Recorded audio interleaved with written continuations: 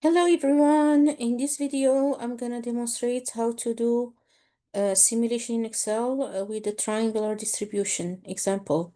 I'm gonna be using the generic triangular distribution formula Excel file that we have provided. It looks like this, and then we're gonna apply it to an example for the Walton example where we have already done a simulation before. We're just gonna duplicate that and change from uniform to triangular.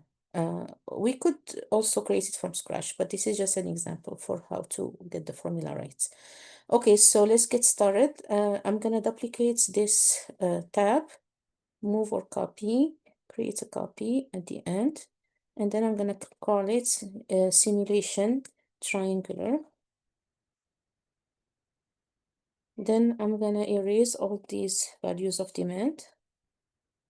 What's special about triangular is that we need rand. So I'm gonna erase all those iterations and I'm gonna write here rand.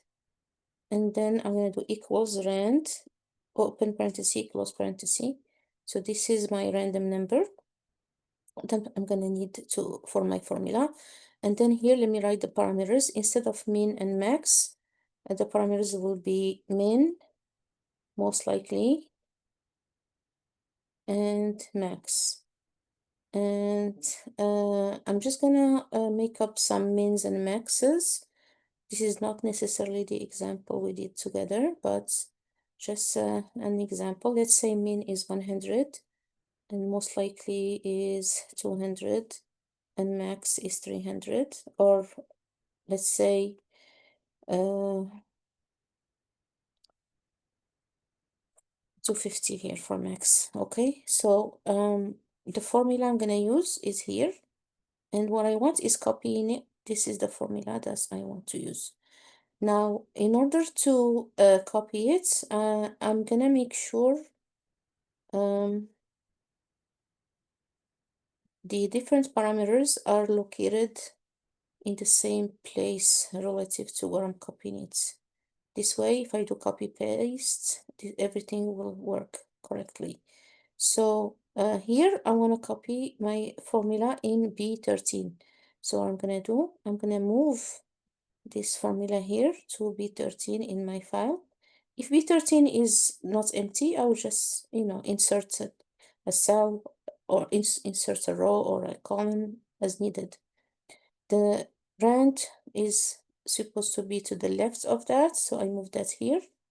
And then my min, most likely, and max in this example are in cells F4, F5, and F6.